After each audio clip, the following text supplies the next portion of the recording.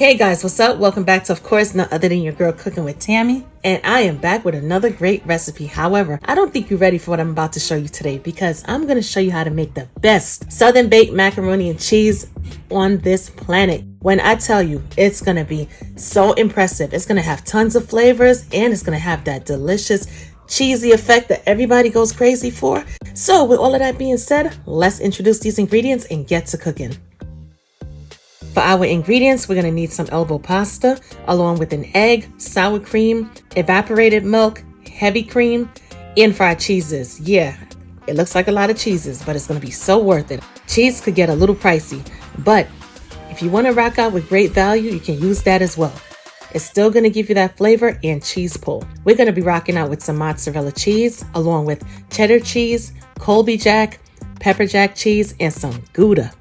Not to mention we have our butter, and for our seasonings, we're going to be using some all-purpose seasoning. If you don't have that, you could sub with creole seasoning, along with onion powder, garlic powder, paprika, parsley, along with our butter and oil.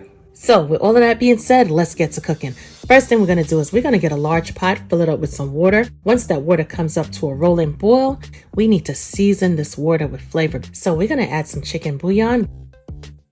Give it a good mix because we want all of those flavors to be distributed throughout the water. If you're not a fan of chicken, you can always sub with veggie bouillon. It's going to give it great flavor as well. We're going to introduce the dry pasta to the hot water. Give it a good mix, and just to make sure nothing gets stuck together, we're going to add a little drizzle of oil, whatever your preference of oil, whether it be avocado oil, olive oil, canola oil, veggie oil, doesn't matter. Allow it to do its thing. When it comes to the cooking directions for the pasta, you want to follow the instructions on the back of the box. Every brand is a little different. I want to cook my pasta a little bit past al dente. If you want to cook your pasta al dente, meaning in between where you have that little firmness still going on, you can definitely do that.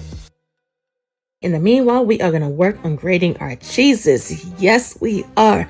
If you don't have a food processor, pull out that grater and get to shredding.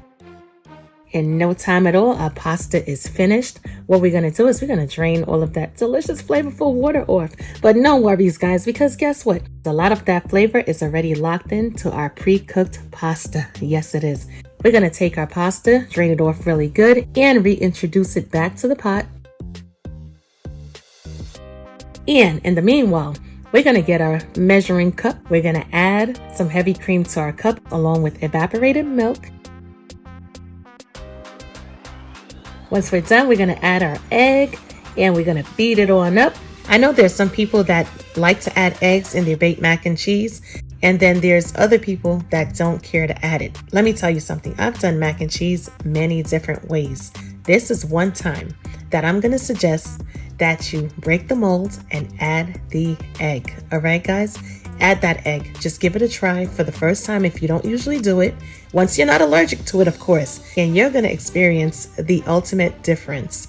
And besides, adding the egg is going to help to bind everything together and keep it intact. So trust me on this one. Add the egg and let me know what you think. Taking the butter, we are going to add it to the pasta.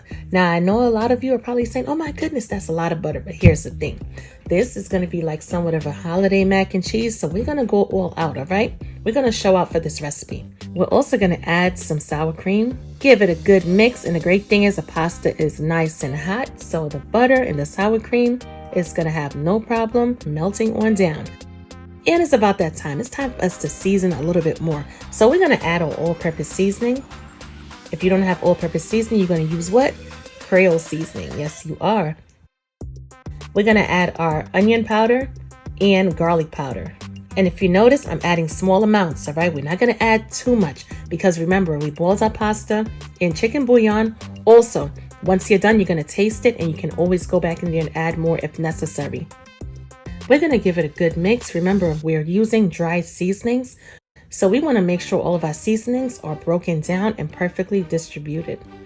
You don't want that one area where you take a bite into your mac and cheese and it's like so powerfully flavored with a ton of seasoning and the other part of it is like so bland. That's not going to be cool.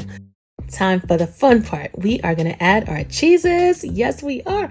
I'm going to start off with adding some Gouda. Now, keep in mind, we're not going to add all of the cheese because we do need to reserve some for the top. Add that Colby Jack cheese as well.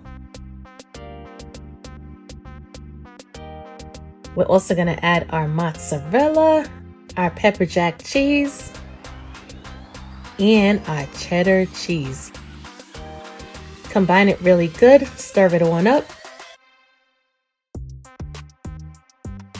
Already we're starting to see that stringy effect going on. At this time, we're going to add our egg and milk mixture to the pasta. Mix it in there really, really good. And I know you guys can see the stringy, cheesy effect even more. Mix it on up. Let's go, let's go, let's get it. Our milk mixture helped to loosen up the pasta. And why are we adding paprika when paprika doesn't really have any flavor? Because it's going to give our mac and cheese that beautiful color.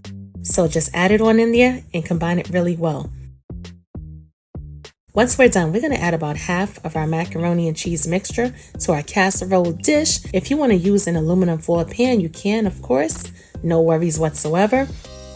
After we add it to the baking dish, make sure you get all of that delicious mac and cheese spread in every corner of the dish.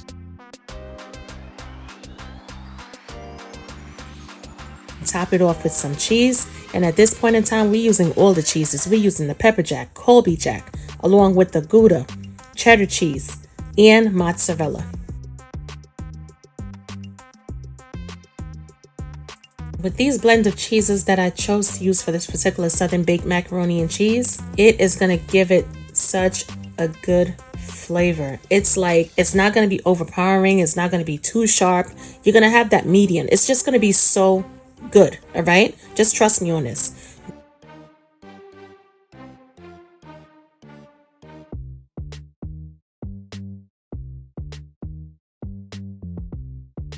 Use a couple handfuls and you should be good to go.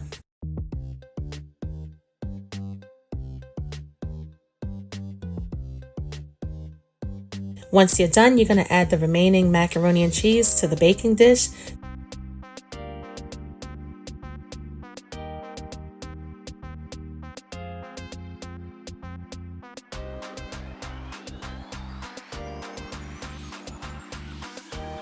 We're going to take the back of our spatula and just smooth it on out. If you want more of a white baked macaroni and cheese, you're going to reserve more of the white cheeses to add to the top. However, if you want that classical, traditional, yellow, Southern baked macaroni and cheese, you're going to reserve more of the yellow cheeses for the top, like the Colby Jack or the cheddar cheese. And don't be afraid, if your cheese didn't fall in the direction in which you wanted it to fall in, take your hands, get in there, spread the cheese out a little bit. And we're going to hit it off with a little bit of dried parsley.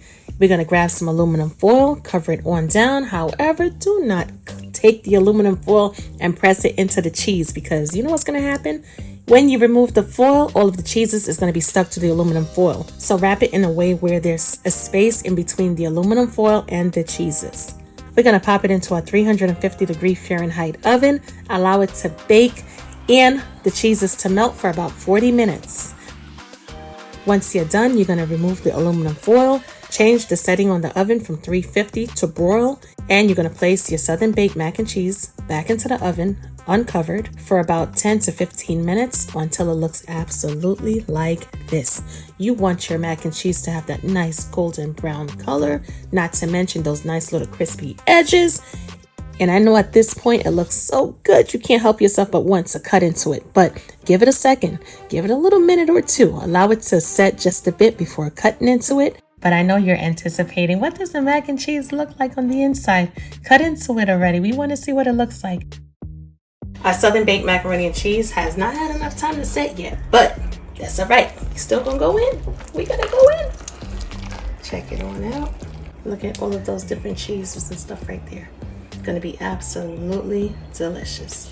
Make this recipe and your Southern baked mac and cheese will be guaranteed to always be #1. As always, I'm your girl cooking with Tammy. Definitely give this recipe a try. Let me know what you think, and I will catch you guys in another video. Talk to you later. Bye, guys.